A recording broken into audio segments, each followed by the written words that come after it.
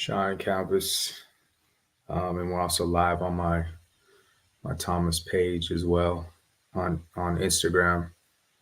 So today I wanted to go over the reason that as a couple we could possibly lose interest in our relationship, and I think this is important because too often we get caught off guard, or I know I end up helping a lot of relationships where people had no idea.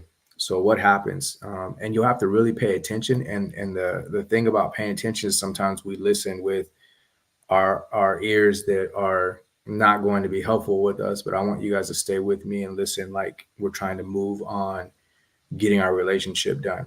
Okay, so what happens to create a scenario where our partners lose interest in us? First of all, we don't have control over everything. So there are some nuances the idea that um, the idea that there's something that goes on that makes our partner lose interest. But we're going to talk about what we have control over. And so here's what we have control over. A lot of times there becomes this difference between whether we are needing or being needy, or um, whether we can actually get to a point where we are wanting. And so this has been a thing that I've talked about for a long time, the difference between needing and wanting. So things that we need mean like food and water. And what they mean for us is there's a death scenario. That's what it means to our body, right? These aren't words that you'll think out loud. These aren't things that you'll interact with necessarily in conversation, but our bodies kind of interact that way. And so it's an important concept for us to think about. So needing is that idea. If we become that, that's how our bodies start to interact, and we'll get to why that matters in a second. But then wanting is the idea that um, it's you'll find yourself wanting things sometimes that are not safe and sometimes things that are safe, but it creates this scenario of, in our relationships at least, it creates a scenario of desire, right? And so again, we'll get to how all that connects in a second, but the difference that I need you to be able to make initially before we have that conversation is that there's a difference between needing and wanting. And in our relationship, the recipe pieces that end in something that's not good for us is going to be us being in a needy position, right? Constantly.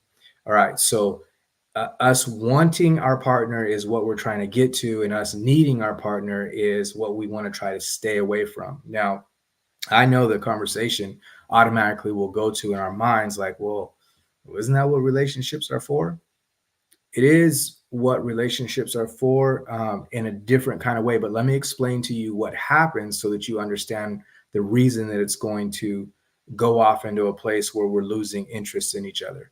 So the needing aspects signify for our bodies death. And because they signal that for our bodies, it starts creating more of a maternal paternal aspect where um, either one of you is trying to take care of the other person, especially when there's love involved, right? So if I see that somebody needs me that I'm loving, it starts turning my mind and my body into that scenario. We're survival beings. And so if we see somebody that we love and care about going into a hardship or being in a hard situation, um, our bodies automatically start kicking into that. And so imagine a constant dose of neediness, right?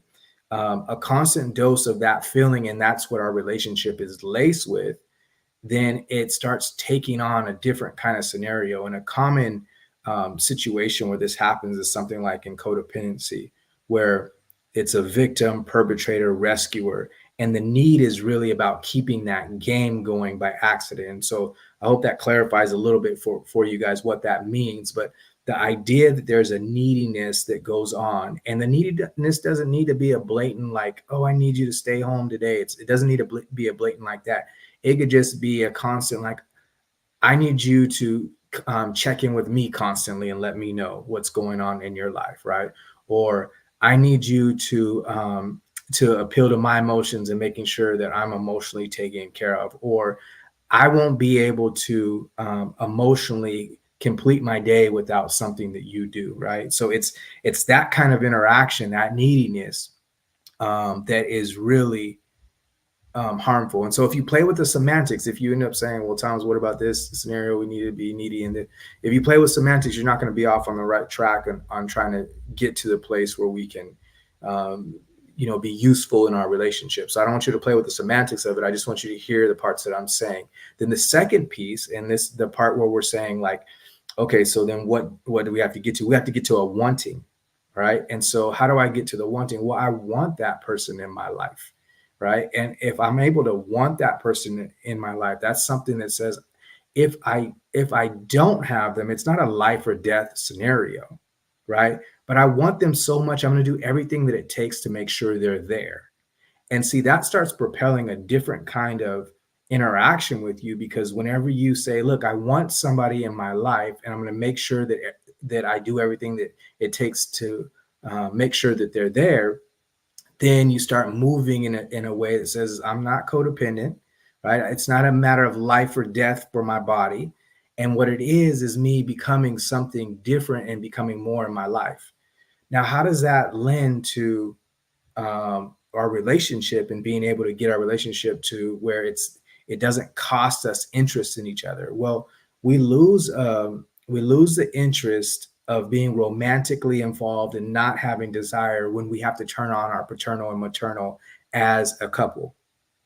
And there's different ways. You'll have to dissect your own interaction and be able to look at how it happens for you. But what are you requiring from your partner that causes them to have to go to a saving mode versus a coupling mode or a pairing mode or a together mode, right? Because as soon as they start having to swing into that maternal paternal, it's not saying they don't love you, because them losing interest in you and desire doesn't necessarily mean that they don't love you, right? Matter of fact, they might love you so much that they're going to somehow try to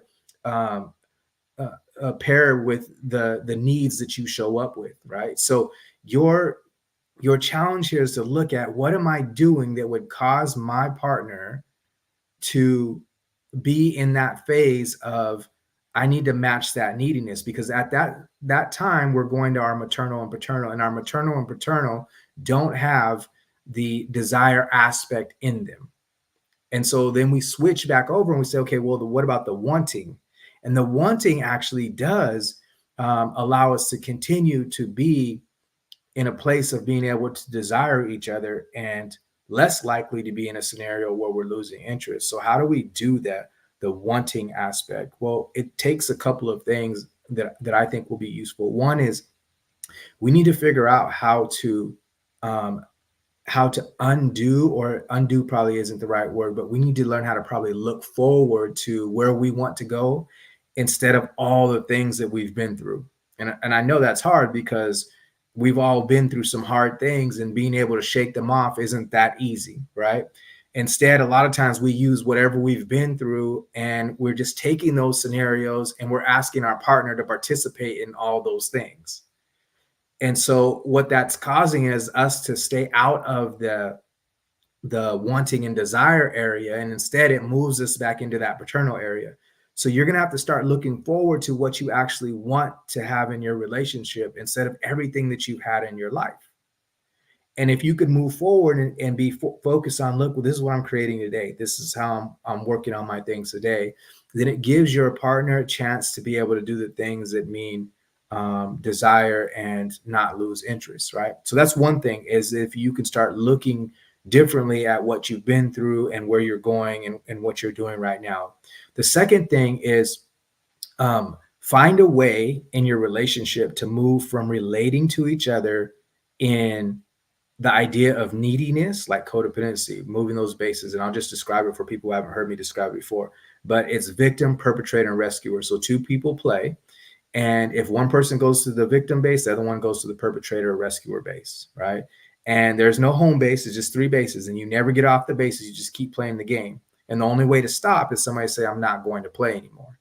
So if we're just trying to engage in that neediness constantly, that's the only way we really know how to relate to each other, then we're going to have a challenging time. And so I want you to develop a new way of relating to each other and being able to relate to each other in building each other up and supporting each other's plans for growth in each other's lives. So the more that you can say, look, I'm solidifying what I have going on inside so I can get to a spot where I can be present for myself and my family. And then specifically for my partner, if I can focus on being present in those areas, it's going to help me to be in a different kind of situation. On top of that, as I start being able to be present in those scenarios, my partner is going to be standing off to the side looking at the things that I'm accomplishing and doing and how I'm supporting other people and them and getting my own things done. And that creates a certain amount of attraction and want and interaction and desire. So that's going to happen if we'll do our work on the inside to get to the place where we can actually be that kind of person. And so it's a real challenge to be able to flip this around, but it's happening too frequently where people are losing interest to the point where they're asking the question like, was this my person? Did I marry the wrong person? Did I choose the wrong person? I can't pick well. Like, all those questions are unfair questions and unfair resolutions. And I understand why they happen, because that seems like the easy way out. But try this, right? Start thinking differently about your life and what you're creating for your life and what you're purposing for your life. And then start doing the you stuff different, right? Become the person who, one, is able to support somebody else, but then two, somebody that somebody else can admire, right? So as you start developing that, then we're able to flip around this scenario where your partner loses interest and you struggle in your relationship because of it. All right, you guys, I hope this serves you. Enjoy your evening. Before we go, actually, before I send you off, you guys, I have a marriage communication class that I am doing, a master class.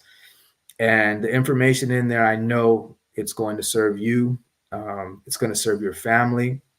It's really not about the masterclass more than it's about you being able to have a chance to switch over things that are hard for everybody, but including you, right? And so your opportunity to be able to switch those things over in your life and have a life that feels different in your marriage, that gives your children a different kind of experience. All of that's available, and we're able to use something like the masterclass to get to that point.